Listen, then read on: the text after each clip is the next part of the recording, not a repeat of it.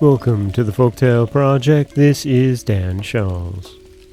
Today we have Chapter 12 of Bee, Princess of the Dwarfs. And we finally have a princess. Bee was made a princess at the end of Chapter 11 by the good King Loc.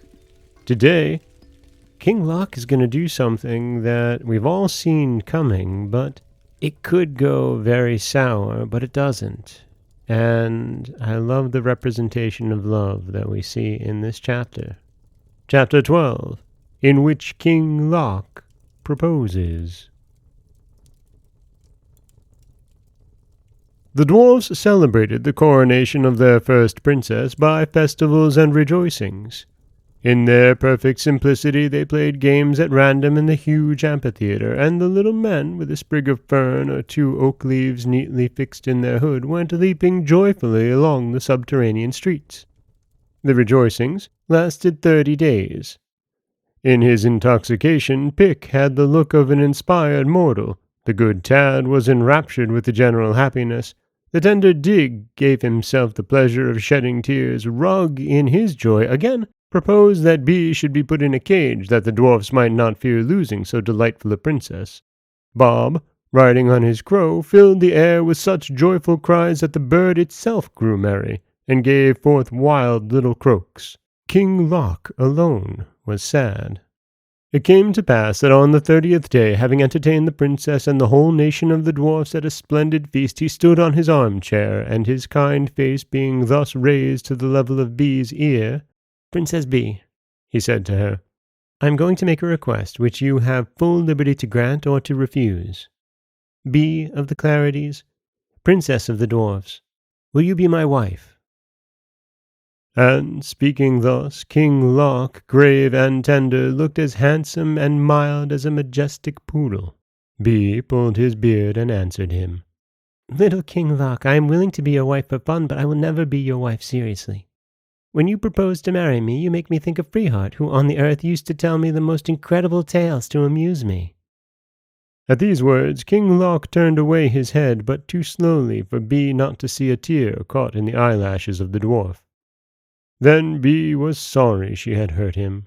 "Little King Loc," she said to him, "I love you like a little King Loc that you are, and if you make me laugh as Freeheart used to, that ought not to annoy you. For Freeheart sang very well, and would have been good-looking without his grey hair and red nose." King Loc answered her, "Bee of the Clarities, Princess of the Dwarfs, I love you in the hope that you will one day love me.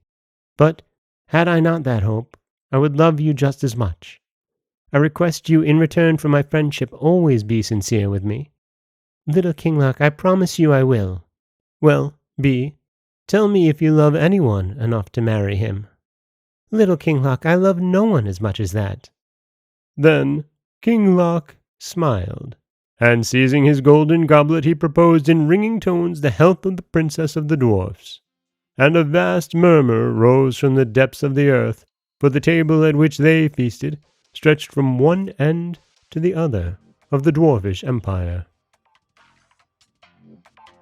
And that is Chapter 12 of Bee, the Princess of the Dwarves, in which King Loc proposes to Bee of the Clarities, and, with a feeling that had been going on of some slight inappropriate behaviors around King Loc and then child and now young adult Bee, it's really, really wonderful to see this story where King Loc, he tells Bee that she can say yes, she can say no, and that he will love her no matter what. And he takes it well. We'll see as we continue the story where that leads us to, but for the moment, I do enjoy this depiction of love. It is refreshing. This is Dan Scholz for the Folktale Project. Don't forget that you can subscribe to the podcast on Apple Podcasts, Stitcher, Google Play, Overcast, anywhere you like to get your podcasts. You can follow us on Twitter at Folktale Project. You can find us on Auto Radio, TuneIn Radio, iHeartRadio, Spotify, anywhere you like to listen. And you can always head over to folktaleproject.com, where you'll find a new story waiting for you every Monday, Wednesday, and Friday. And if you'd like to help support the podcast, you can always head over to folktaleproject.com/support. I'd like to thank everyone who has donated, who has given. Next week, we'll be back with more stories from Bee, the Princess of the Dwarves. As always, thank you so much for listening.